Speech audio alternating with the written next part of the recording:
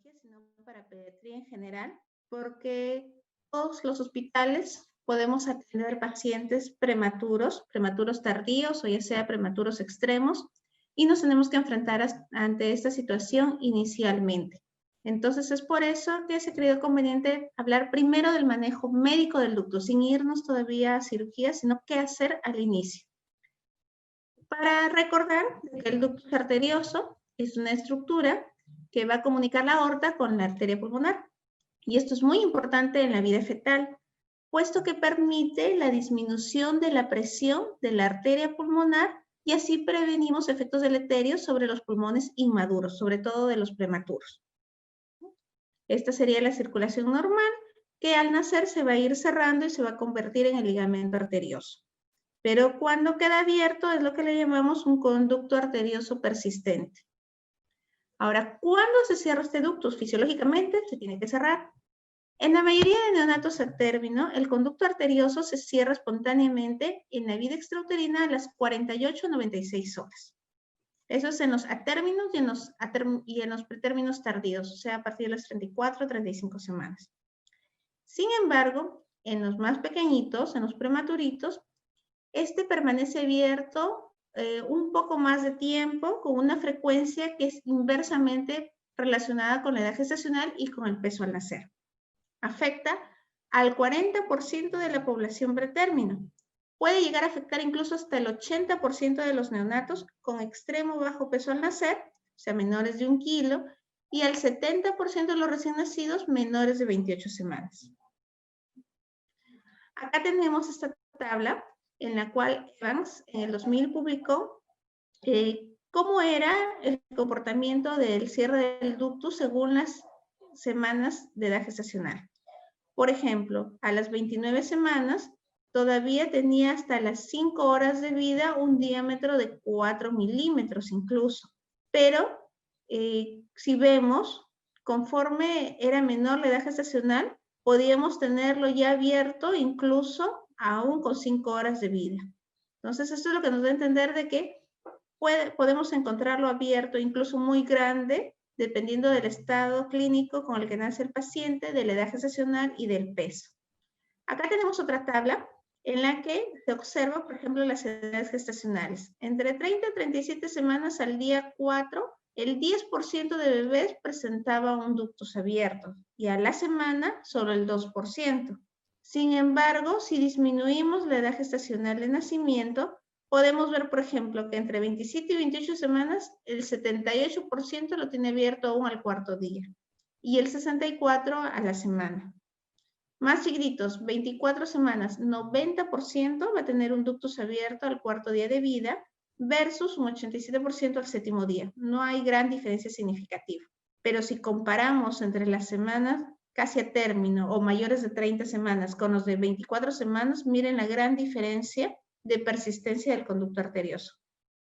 Ahora, si hablamos de peso, los de 1000 a 1500 gramos, 65% va a tener abierto el ductus al cuarto día de vida, versus un 33% en el día 7 de vida. Pero, ¿qué pasa con los menores de 1 kilo? Los menores de 1 kilo pueden llegar hasta un 79% en el día 4 y un 66% al séptimo día. Con esto que vemos que con la edad gestacional, a menor edad gestacional, mayor riesgo de tener el ductus arterioso permeable.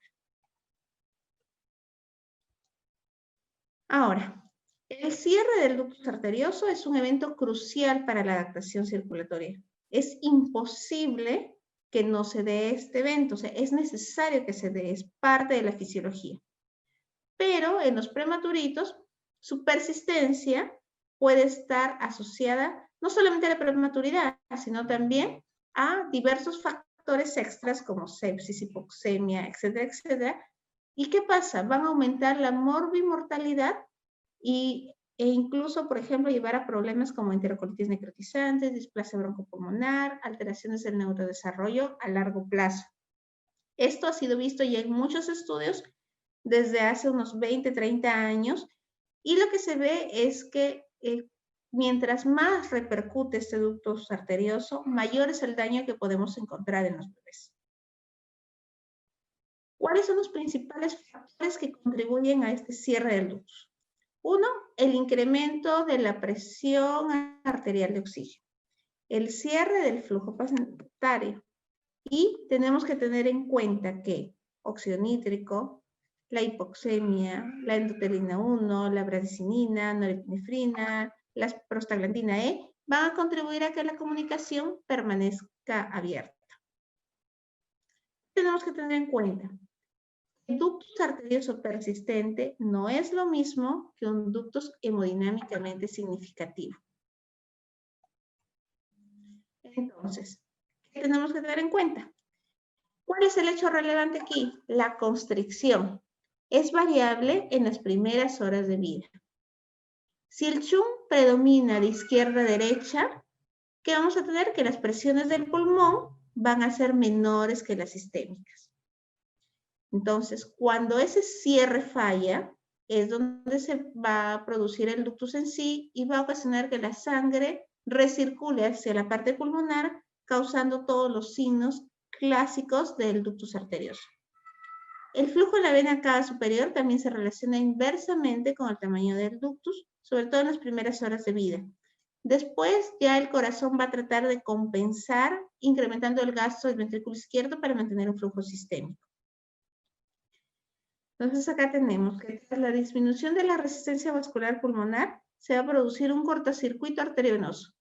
Va a haber dilatación de la arteria pulmonar, dilatación de cavidades izquierdas, primero del ventrículo izquierdo, luego de la aurícula izquierda. Va a haber hipervolemia al circuito menor, es decir, hacia la parte pulmonar, y un flujo sistémico disminuido. Por lo tanto, vamos a tener clínica de edema pulmonar y clínica de insuficiencia cardíaca. ¿Esto qué nos puede llevar? A un aumento del requerimiento de oxígeno y que necesite apoyo hemodinámico con inotropos, incluso con ventilación mecánica. Esto nos puede aumentar el barotrauma, el volutrauma, lo cual va a incrementar aún más el riesgo de desarrollar displasia broncopulmonar. Acá tenemos una imagen de hiperflujo pulmonar, que es cuando el ductus es significativo. ¿Y qué va a causar el hipoflujo sistémico? Que puedan presentarse hemorragias intra y periventricular, con lo cual el desarrollo neurológico se va a ensombrecer, y un aumento del riesgo de enterocolitis necrotizante por la disminución del riego esplácnico. Entonces acá tenemos, justo lo que en letras pequeñas, bajo flujo sistémico, alto flujo pulmonar. Hay varios estudios al respecto. Entre ellos, por ejemplo, Klucko y Evans, que son los que más estudios tienen sobre ductus, encontraron una asociación entre el bajo flujo sistémico temprano y el desarrollo de hemorragia intracerebral y enterocolitis necrotizante tardía, considerando que podría ser causal con el ductus. La sobrecarga a la parte pulmonar es pasiva, es inevitable, y los primeros días está protegida, por así decirlo, porque la resistencia vascular pulmonar está aumentada. Conforme esas resistencias van disminuyendo, es que se va sobrecargando el flujo pulmonar. Cuando ya es muy severo, se va a dar un riesgo de edema hemorrágico pulmonar, y quienes lo desarrollan tienen un significativo aumento tanto del flujo pulmonar como del tamaño del ductus. Ahora, no todos los estudios han podido demostrar una asociación con aumento de ductus o una dependencia de ventilación mecánica invasiva. Aquí hay estudios controversiales. Hay algunos que dicen que si el ductus no fue clínicamente significativo, aunque haya estado presente, no ha contribuido a que hayan más casos o más riesgo de displasia broncopulmonar o que estén más pegados al ventilador. Tenemos que tener en cuenta que la etiología es multifactorial, que tenemos que ver desde cómo nace ese bebé. La historia antenatal es muy importante, infecciones maternas, si la madre tomó algún tipo de medicamentos por alguna enfermedad, cómo fue recepcionado ese bebé, si requirió RCP o no, si la madre recibió corticoides antenatales, cómo es el Doppler prenatal, si hay alteraciones en las ondas, eso va a indicar un tipo de sufrimiento, si hay corionionitis o no, si hay asfixia, y el ductus que nos va a llevar a hipotensión, a toda una cascada inflamatoria pulmonar, a inestabilidad hemodinámica, mayor requerimiento de oxígeno hasta llegar a ventilación mecánica invasiva. es pequeño, puede pasar desapercibido, incluso asintomático. Solo nos podríamos dar cuenta si le hacemos una ecocardiografía de control. Pero cuando ya causa repercusión, y esta repercusión es significativa, vamos a tener mal estado general, el distrés respiratorio, el soplo sistólico, hipotensión, precordio hiperdinámico, irritabilidad, mala tolerancia oral, radiografía con signos de hiperflujo y ecocardiografía. ¿Qué quiero decir con esto? Tenemos un bebé prematuro, puede ser que esté tranquilo y feliz de la vida en su primer día de vida, rosado, con pocos parámetros ventilatorios, probablemente intubado por una enfermedad de membrana hialina, pero no nos damos cuenta que ya está presentando un ductus arterioso. Entonces, ¿cuándo nos vamos a dar cuenta? El tercer, cuarto, quinto día de vida, cuando ya se viene toda la cascada inflamatoria, y en ese momento, ¿qué vamos a hacer? Ya nos ganó el ductus, nos ganó la clínica. Entonces, aquí todos nos damos cuenta de que está mal el bebé. Tenemos que tratar de diagnosticarlo acá, cuando es pequeño, cuando todavía es asintomático, para ver qué podemos ofrecerle al bebé. Tenemos que tener en cuenta estos diagnósticos diferenciales. La sepsis. La sepsis es una gran simuladora. Puede dar toda la clínica que anteriormente les he mencionado, pero también si un niño ya está en vías de cierre de su ductus y le da una infección, esto puede contribuir a sobrecargar nuevamente y abrirse o reabrirse el ductus arterioso. Por eso que primero hay un cierre fisiológico y después se da el cierre anatómico. Entonces el riesgo de que se reabra el ductus todavía va a estar presente por lo menos un mes de vida. Algunos dicen que en los prematuros muy extremos hasta las 6-7 semanas. Pueden haber neumonías, otros problemas pulmonares, puede haber hipotermia, puede haber deshidratación, pueden haber otras cardiopatías que estén enmascarando esto. ¿Cuál es la confiabilidad de los signos clínicos? Muchos esperan a que haya signos y síntomas para indicar el tratamiento, pulsos saltones, precordio hiperdinámico, el soplo sistólico, etc. ¿Sirve? ¿Es oportuno iniciar el manejo en estas condiciones? Lo que se ha encontrado es en cuanto a especificidad y sensibilidad de los signos clínicos. En el día 1, aquí es día 1, la sensibilidad es 0, nada sensible. En el día 2, la especificidad ya es del 90%, pero una sensibilidad baja. Al día 5, la sensibilidad es razonable. ¿Qué quiere decir esto? Que tienen que haber pasado 5 días, o sea, cuando ya toda la clínica es muy florida, para que recién esos signos sean confiables de que tiene un ductus. Tenemos que apuntar a diagnosticar antes de eso. Por el momento, lo que se considera es que el ultrasonido es el gol estándar en el diagnóstico del ductus. Nos va a permitir ver de forma directa, determinar el grado de constricción o de cierre, vamos a medir la velocidad del flujo, asistir las alteraciones de los flujos diastólicos sistémicos. Acá, por ejemplo, vemos en el modo Doppler el ductus arterioso. ¿Cuál es la gran desventaja? Que es operador dependiente. Entonces, un ductus hemodinámicamente significativo. Si nos guiamos por diámetro, si es más de 2 milímetros, se considera como significativo. Y esto ya se ha venido repitiendo en estudios desde el 95, que los hizo Clucock y Evans.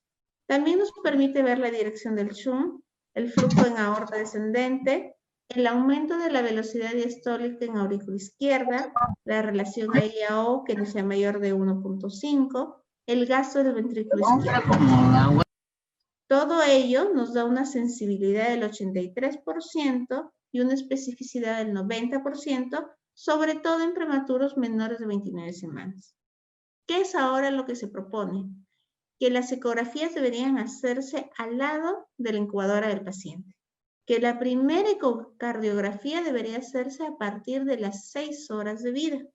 ¿Por qué? Porque de esta forma nos podríamos adelantar si es un ductus muy grande o si ya hay alguno de estos cambios para ver el momento oportuno para el tratamiento. Evans hace muchos estudios sobre eso e incluso ha generado toda una escuela sobre ecocardiografía desde las 6 horas de vida y hace los controles a las 6 horas, a las 12 horas, hasta llegar por lo menos a las 48 o 72 horas. De tal forma de que si presenta alguno de estos parámetros, inician el tratamiento, ya sea profiláctico en este caso, aunque no tenga síntomas. Aunque eso es controversial, como lo vamos a ver más adelante. Ya podemos hacer el diagnóstico de ductus, pero ¿qué es lo difícil? ¿Cerrar o no cerrar? ¿Doy o no doy tratamiento? Como menciona esta revisión, el ductus arterioso es un gran acertijo para los neonatólogos. ¿Cuándo voy a tratar? ¿Cuándo trato? ¿Con qué lo trato? ¿Cómo lo voy a tratar? ¿Cómo lo jerarquizo? ¿Es un ductus significativo? ¿No lo es? ¿Qué hacer? Cuando es sintomático, no hay duda que sí o sí se tiene que tratar, ¿no? Sobre todo si ya tiene clínica, si tiene ecocardiografía, sí o sí. Ahora, en cuanto a sin clínica, tenemos un manejo profiláctico, que es el que se da en las primeras 24 horas de vida, o un manejo presintomático, que serían los primeros 3 días de vida. Para este manejo profiláctico tendríamos que adelantarnos en hacer las ecocardiografías desde las 6-12 horas de vida, lo cual es un poco difícil en todos los hospitales porque no todos cuentan con ecocardiógrafo disponible. Y sobre todo a veces dificulta el estado general del bebé. Los prematuros extremos pueden estar todavía complicados con lo de la membrana hialina, van a estar en la colocación de catéteres, de surfactante. Entonces, a veces dificulta un poco lograr hacer un diagnóstico en las primeras 24 horas de vida.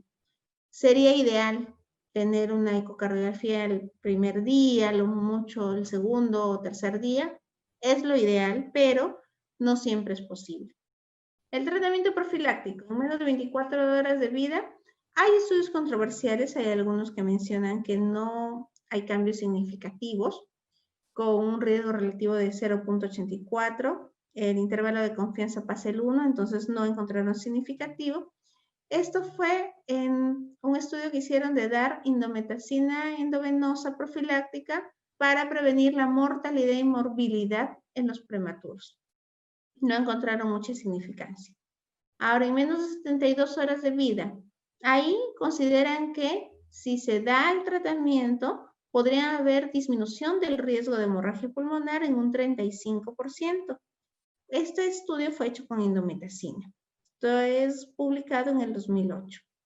Otro estudio menciona que ibuprofeno redujo la necesidad de ligadura de ductus, pero no la disminución del riesgo de hemorragia intraventricular ni neurodesarrollo a largo plazo. Es un Cochrane del 2006. Pero estos de acá se refieren a los tratamientos en los primeros 3 días de vida. No hay una evidencia concreta para recomendar el tratamiento asintomático. Hay muchos estudios, cada vez salen más, en los que dicen que podría beneficiar, otros dicen que no encuentran mayor significancia. ¿Beneficiaría en cuánto? ¿A qué? A que hay disminución en la ligadura del ductus. Puede haber disminución de la hemorragia intraventricular severa, la severa, y de la hemorragia pulmonar, pero no hay mejoría en cuanto al neurodesarrollo. Eso sí hay que tenerlo presente porque muchos de nuestros bebitos pueden quedar secuelados por todo lo que lleva este problema. Y la indometacina temprana, en menos de 8 días, reduciría el riesgo de displasia broncopulmonar. Este fue un estudio hecho que tuvo sus controversias porque no fue doble ciego, un poco difícil hacerlo, y el tamaño de la muestra fue muy pequeño. En cuanto al tratamiento temprano, como les mencioné, tiene que ser guiado por hallazgos ecocardiográficos, desde las 6 horas de vida idealmente. Ventajas: nos podría ayudar a reducir la hemorragia intraventricular severa, la hemorragia pulmonar, y si el diámetro del ductus es mayor de 2 milímetros, consideran que sí o sí debería ser tratado, sobre todo en las primeras horas de vida. Pero no es solamente el tamaño del ductus, como les había mencionado, hay que ver el flujo, la relación auricular izquierda-aorta, cómo están los signos de hipertensión pulmonar, etcétera, etcétera. Pero más o menos es un indicador. Ya tengo un ductus grande, tengo que irlo mirando de cerca porque en cualquier momento va a requerir manejo. ¿Qué dicen algunos? Los que van en contra de ese tratamiento temprano dicen, tal vez tú le estés dando el tratamiento a un ductus que sí o sí se iba a cerrar en el transcurso de las horas o de los días. ¿Por qué? Por la prematuridad del bebé, por la parte fisiológica. Entonces, hay muchas controversias aún. Este es un estudio que hicieron en el 2012. Hay otro Cochrane del 2018 que también no encuentra mucha significancia, pero da la opción de que con más de 2 milímetros les fue un poco mejor en cuanto a la disminución del cierre quirúrgico. Y una gran desventaja es que dependemos del operador, de quien realice la ecocardiografía. Entonces, para eso tendríamos que tener por lo menos un personal entrenado, que pues pediatra, neonatólogo, no necesariamente cardiólogo, para detectar el ductus y saber hacer las mediciones. Para ir ya en sí al manejo del ductus, tenemos que tener en cuenta que requiere un monitoreo estricto, estar al lado de nuestro paciente, vigilar signos de hipoperfusión, signos de hipotensión, pulsos, taquicardia. A veces la primera manifestación es taquicardia. Mi bebé empieza con 160, 170, no, algo le fastidia, corregimos la parte de humedad, la parte de temperatura, pero el bebé sigue taquicárdico. 170, 170, 170, 180, baja un poco a 140, luego nuevamente sube. Y cada vez conforme pasan las horas nos damos cuenta que empieza a trepar la frecuencia cardíaca. Ya no baja a lo normal, sino se va quedando en el límite superior o alto. Eso es uno de los primeros signos. Hay que estar muy atentos a eso.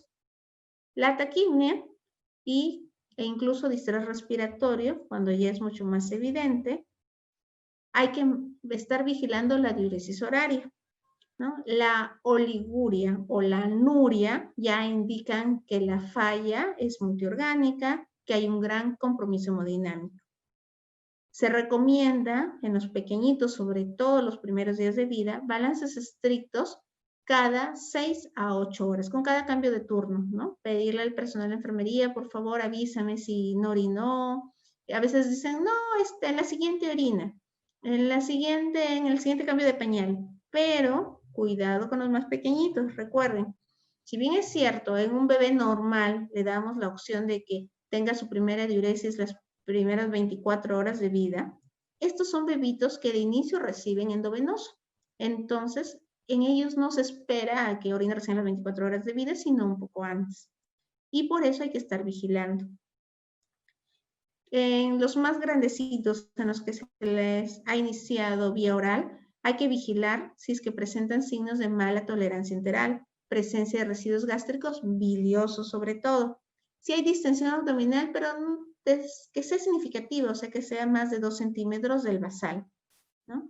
Y alteraciones electrolíticas, porque lo usual es que se empiecen a presentar hiponatremias, y sobre todo eso, acidosis metabólica y elevación del lactato. Esto es muy importante. A veces tiene una acidosis metabólica leve, que no le encontramos muy bien explicación, ya está cubierto con antibióticos, pensamos que tiene que estarse regulando, pero no mejora, persiste. Mucho cuidado con eso, vigilarla. ¿Cuál es la causa de esa acidosis metabólica? ¿Qué está llevando a mi paciente a que persiste esa acidosis? Y el lactato, que es el que se empieza a elevar también discretamente. En cuanto a la restricción hídrica, lo primero que indicamos es eso, disminuir el volumen total de aporte para el paciente. ¿Cómo nos podemos guiar? Con los balances. También podemos sacar flujo de orina más pérdidas insensibles. Acuérdense de no sobrecargar al recién nacido. La restricción hídrica puede incrementar significativamente la pérdida de peso, con lo cual se disminuye el riesgo de ductus y de NET. Entonces, hay toda una corriente de estudios de restricción hídrica. Por ejemplo, este es un Cochrane del 2014, en el cual vieron cómo iba la morbimortalidad de los prematuros con restricción hídrica versus la liberación de agua. Hay dos corrientes, siempre hay unos que se pegan más a restringir a empezar, por ejemplo, con 50, 60 cc por kilo por día de agua, versus hay otros que no, son más liberales, empiezan con 80, con 90 y van aumentando. Entonces, cuidado con los más chiquititos. Siempre vigilar cómo están los balances, cómo está el flujo de orina. ¿Qué más? A veces decimos, tiene ductus, listo, demos diuréticos, furosemida. No hay una evidencia del uso de rutina de diuréticos en la prevención. Y sobre todo, cuidado con la combinación de indometacina. La furosemida va a hacer que se libere más prostaglandina, con lo cual se van a anular y la prostaglandina va a tratar de mantener el ductus y nosotros no queremos que se reabra el ductus. Entonces hay que tener mucho cuidado con eso, salvo que sea pues muy evidente los signos de edema pulmonar.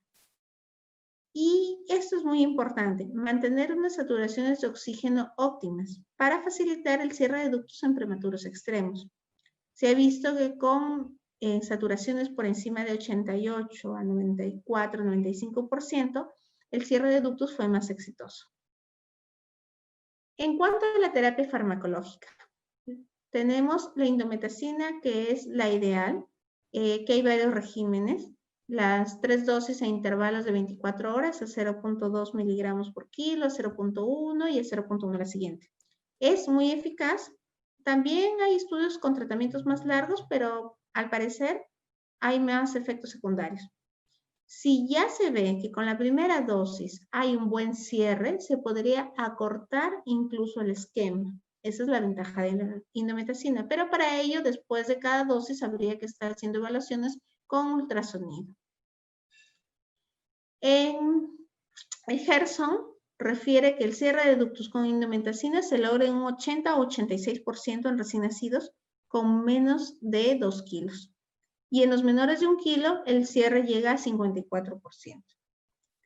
Incluso mencionan algunos estudios cursos repetidos, hasta 3 veces incluso, logrando un cierre del 90%, pero a expensas de mayor riesgo de hemorragia intraventricular y de leucomalacia periventricular.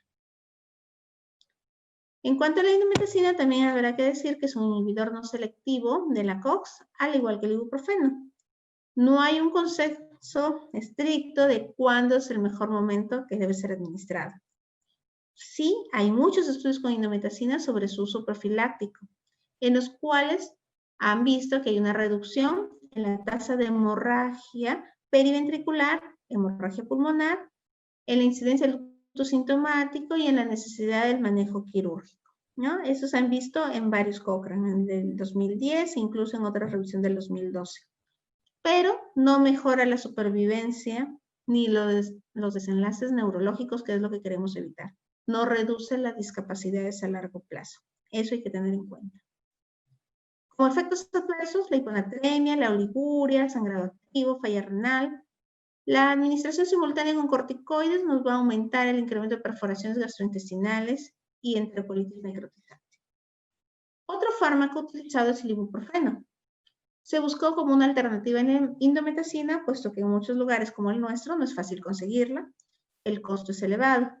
Entonces el ibuprofeno, los estudios empezaron con ibuprofeno endovenoso, con lo cual vieron que era tan efectivo como la indometacina para el cierre de ductos e incluso tenía menores riesgos de enterocolitis necrotizante y de daño renal. Posteriormente fueron saliendo estudios para comparar, ¿y el ibuprofeno vía oral también sirve o no sirve?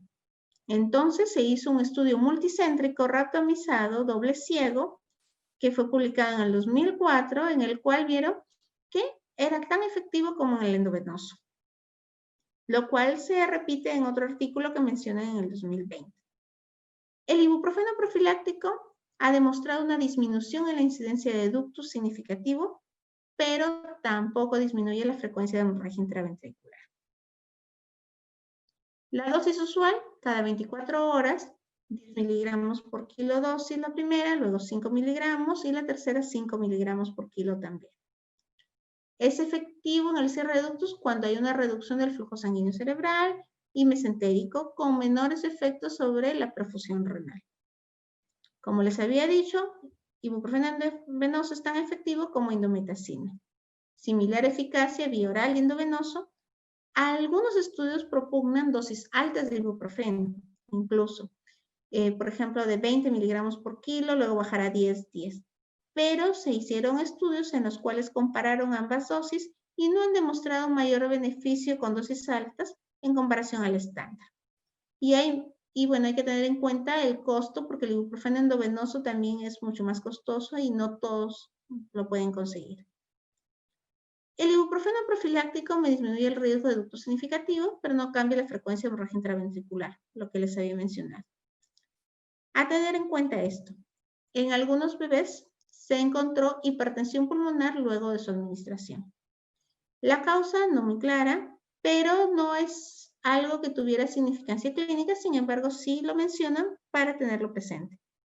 In vitro, Olson encontró un aumento del desplazamiento de bilirrubina de la albúmina, con lo cual aumentaban los niveles séricos de bilirrubinas y con lo cual teóricamente tendríamos más riesgo de carnípteros. Sin embargo, otros estudios realizados mencionan de que no hay aumentos significativos ni tampoco aumento en la duración de la fototerapia. Y un siguiente medicamento que cada vez se usa más es el paracetamol. Es una alternativa a la indometacina y al ibuprofeno para el cierre de ductus y con muchos menos efectos adversos de lejos. ¿Qué objeción podrían poner? Que incrementa la circulación de enzimas hepáticas. Por lo tanto, hay que tener mucho cuidado si el bebé tiene una colestasis por otra causa, si tiene un daño hepático. Entonces, mucho cuidado con eso. No hay una suficiente evidencia sobre la dosis estándar. Sin embargo, el esquema más utilizado es de 10 miligramos por kilo a la primera dosis, 5 miligramos por kilo, 5 miligramos por kilo. Hay que tener en cuenta que todos estos tratamientos se han visto que tienen más significancia cuando se dan en la primera semana de vida.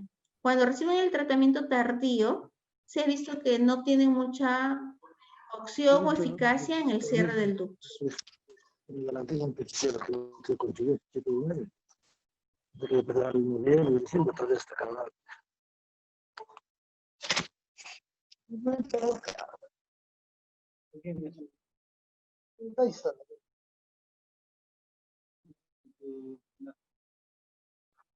...60 bebés, 4 semanas. Hola, ¿me escuchan? Ya. Entonces, con menores de 34 semanas... Ahora voy a entregar por los indígenas. Sí,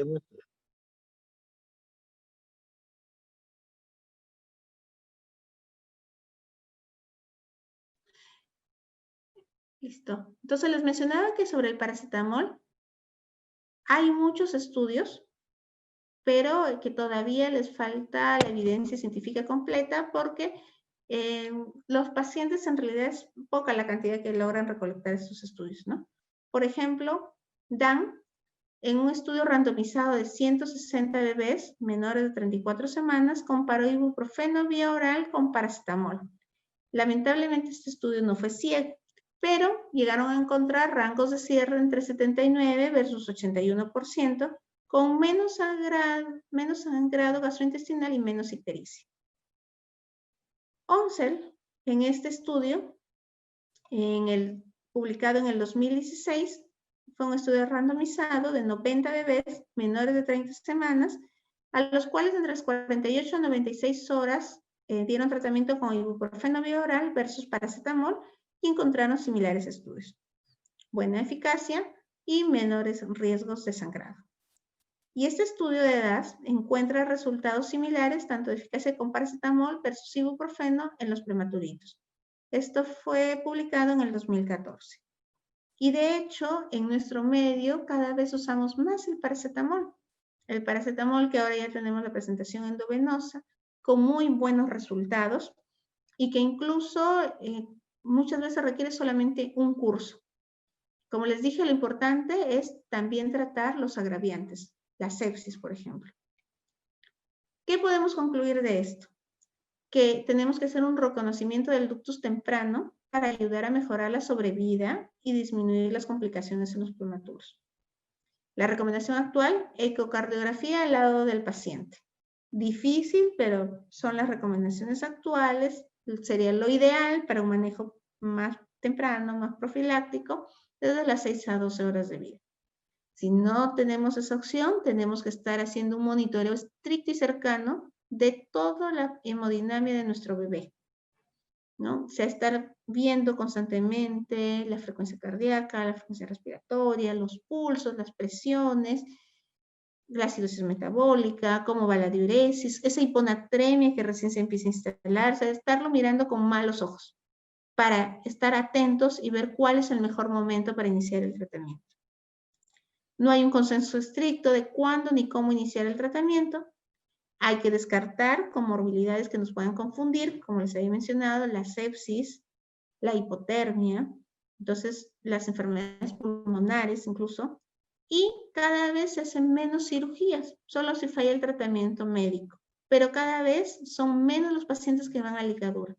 Generalmente, ¿quiénes van a ligadura? Los pacientes que, a pesar de haber recibido 1 o 2 ciclos del tratamiento farmacológico, sigue con parámetros altos de ventilador, sigue con grandes signos de congestión pulmonar, sigue con residuos biliosos, no se le puede alimentar, o si sigue, por ejemplo, con una mala ganancia ponderal, que está yendo a deterioro, con mayor daño neurológico, renal, esos generalmente son los pacientes que van a ligadura, ¿no? ¿Por qué? Porque la mayoría actualmente mejora con el tratamiento farmacológico.